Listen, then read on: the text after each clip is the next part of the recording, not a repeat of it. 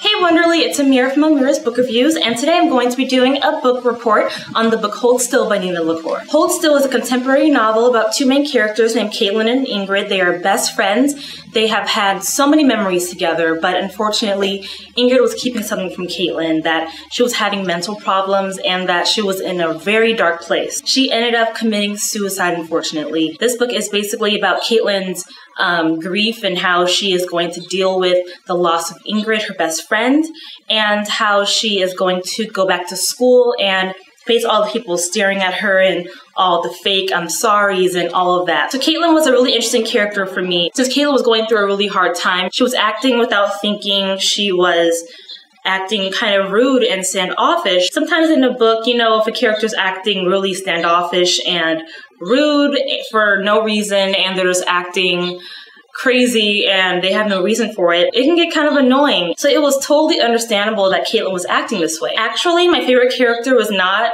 Caitlin, it was Ingrid. Even though Ingrid was not physically in the story, she was so much a part of the story. She was probably mentioned on every single page of this book. Caitlin found Ingrid's diary underneath her bed one day after she passed away, and she was able to read it and figure out what was really going on with Ingrid. I really did like Ingrid as a character, even though she was not there talking and communicating with Caitlin right then and there. One diary entry actually really caught my attention because Ingrid had a crush on Jason, this guy at her school, and she would write about him and talk about how beautiful his teeth were and how he had great arms or something like that. And I thought it was really sweet and adorable how she would write about Jason, and I really loved her diary entries that had to do with him.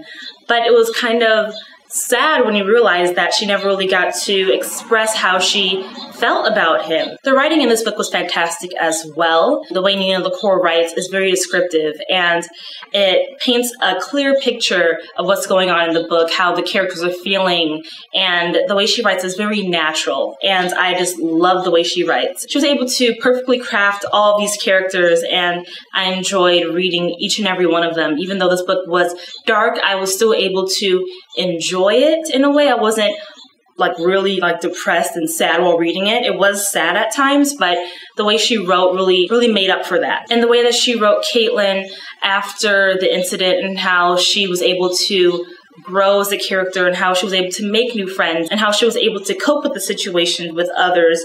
I really loved the way she did that, and she did it perfectly in my opinion. I really enjoyed this book. I would not be rereading it anytime soon because usually when I really like a book, I have the urge to reread it, but this one's kind of heavy and I don't know when I'm going to be in the mood to read that again. I would totally recommend this book to you guys if you were in the mood for it. So if you end up picking up this book, let me know, and I hope you guys enjoy this book report. All right, bye.